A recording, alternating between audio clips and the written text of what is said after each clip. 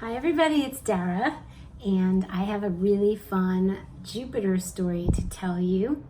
As you may know, I was on a Neptune line in Rome and in Greece for over a month, and I was underwater. It was hard to get any work done. I didn't really care about work, even when I did care about work. When I formed my words, it felt like they were coming out as bubbles, like I just couldn't communicate or do normal tasks, everyday life tasks, business tasks very well. And when I got to Lisbon, I came to Lisbon because it's on my Jupiter midheaven line, which is a whole different energy. It's about opportunities and meeting people and being joyful, faithful, optimistic. You embody all the things that Jupiter has. And with the midheaven line, which is the one that I'm on, it gets expressed, it comes out of me, I embody Jupiter. And then because it's on the midheaven, it gets expressed back to me through society, through community, through people that I meet, through my community here. And it took a number of days for the adjustment, but wouldn't you know it, I feel like Jupiter is running through my veins. All of a sudden, I am able to work, I am able to communicate clearly, I'm on top of things. Traveling is hard. It's hard to be on top of things that are back at home, business things, house things, but I find it so easy from here. And so I started noticing that my capacity to work and to want to and to be motivated to communicate increased enormously. And then what started happening was I started to notice that when I would walk down the street, I would look up and then somebody would just be looking at me and smiling at me all over the place. And I'm finding a peace, I'm finding it easy to be here. So the transition went from like, I'm here, now what? Do I feel different? I don't know. Then all of a sudden I just started feeling peace. Not extraordinarily happy, not wildly happy, but then all of a sudden after about a week, I started noticing things were popping again. And it feels like I'm myself again. And I totally attribute it. This is where we're sitting right now. Look how beautiful. Colorful, light. So the energy is that. It's colorful, it's light, I'm meeting people. So what I wanted to tell, the story I wanted to tell today is that this Airbnb, this adorable Airbnb is no longer available after July 4th. So I have to find somewhere, and I've been looking and I know the right thing will come, and it came. I love this area that I'm in. So I found two different apartments, and one of them I asked to see it today. So I saw one little apartment. I asked both if I could, the Airbnb host, if I could go see it before committing to 2 weeks, because I finally feel well enough, happy enough, motivated enough to do my course, which is what I wanted to do, but could not. There's no way I could have filmed or gotten through my course on a Neptune line. But all of a sudden I'm like, I feel it, I could do it. I just need somewhere to be for a couple weeks.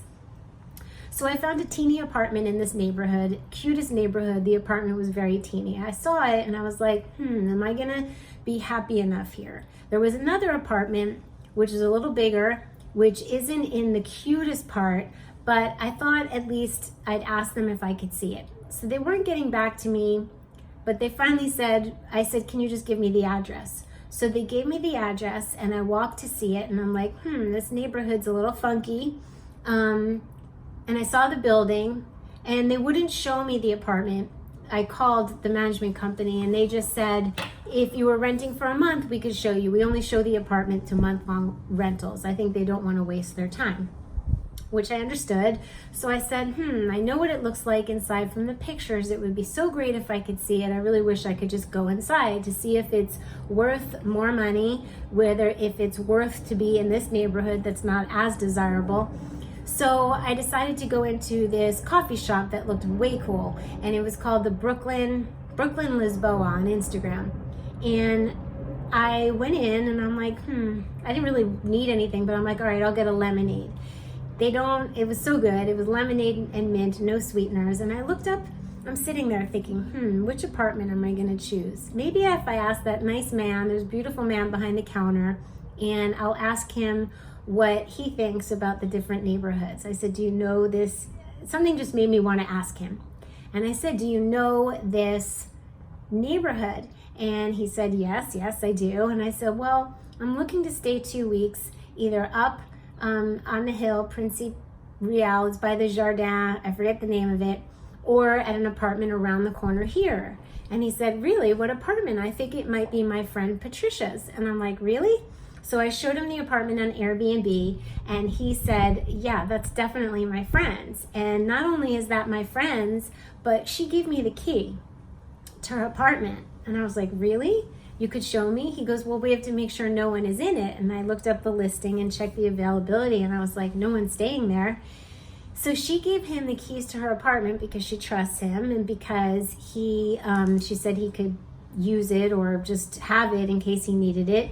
And oh my gosh, so he showed me the apartment. I got in to see the apartment and loved it. It was beautiful, and it even had a bathtub, which I didn't know. And mostly we went back down to his coffee shop where he introduced me to his artist friend, and his artist friend invited me to a dinner with 8 other people on Wednesday, and they said they'd come over if I had that apartment and we could have a gathering. It was such a Jupiter lifting, and it's called the Rua de Alegria. Alegria means joy, so it's basically the street of joy. And that happened, and we all just couldn't believe it. Like, it was just so magical. Just wanted to see the apartment, and just happened to ask the man, the cafe downstairs, who had the key to the apartment. And it was like old school. It was living like in the old days, where you look into someone's eyes and you can know if you trust them. The people on Airbnb, or the company hosting this woman's apartment, they didn't know me. They don't know what I look like or my countenance, and they're busy and they're not, so it was just so old school. And the apartment is beautiful. It has a beautiful balcony. I'll be able to make my videos there. So I think I'm going to take that one. It seemed like a sign. Many signs, and that's the kind of thing that happens on a Jupiter line, where opportunities just present themselves. It's literally like magic.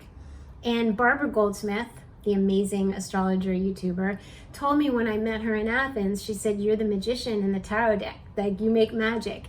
And so when I told my new artist friend the story, and he was like, that's just so great. He goes, think about what you can do he goes, think of something even better to manifest. So that happened. It was sparkly and uplifting, and now I have friends in that neighborhood, and I hope I get that apartment. I put a message in. So from this Jupiter line, I am sending you so much love and so much joy, and I'll be sending it from the Street of Joy really soon, and I'll show you guys. Jupiter, let me just say, Jupiter is way different than Neptune.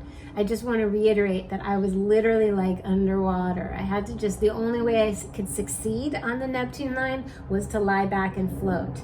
Excellent for some things, for finding treasures, for having magic, for being dreamy. But when you want to be, I was wondering if I was ever going to be able to, or wanting to work again or get things done again. And the good news is I am on my Jupiter midheaven line. So take the course, find out what line you're dealing with. If you can't move to a line that you want, you can call in the energies, and I tell you how to do that. And I'll see you guys soon.